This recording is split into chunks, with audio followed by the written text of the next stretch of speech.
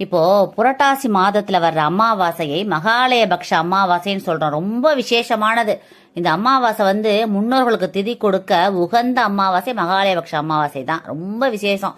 இன்னைக்கு நீங்க முன்னோர்களை நினைத்து வழிபாடு பண்ணி காகத்துக்கு எள் கலந்த உணவை வைத்து நீங்க வழிபாடு பண்ண உங்களுடைய குலதெய்வத்தை ஆசீர்வாதம் கிடைக்கும். உங்களுடைய முன்னோர்களுடைய ஆசீர்வாதம் கண்டிப்பா கிடைக்கும்.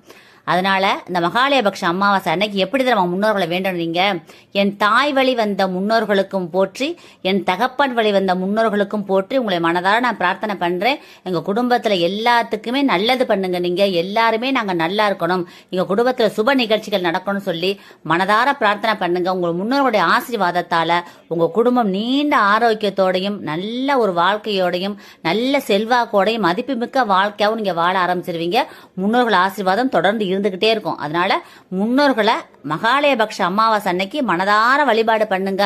உங்க வாழ்க்கையில எல்லாம் நல்லது நடக்க ஆரம்பிக்கும். ஓ முன்னோர்களே போற்றி, ஓ முன்னோர்களே போற்றின்னு சொல்லுங்க. எல்லாமே சிறப்பா இருக்கும். உங்களுக்கு இந்த பதிவை எல்லாருக்கும் ஷேர் பண்ணுங்க, கமெண்ட் பண்ணுங்க. எல்லாருமே நல்லா இருக்கணும் ஃப்ரெண்ட்ஸ். Thank you friends. வாழ்க வளமுடன். தேங்க்யூ.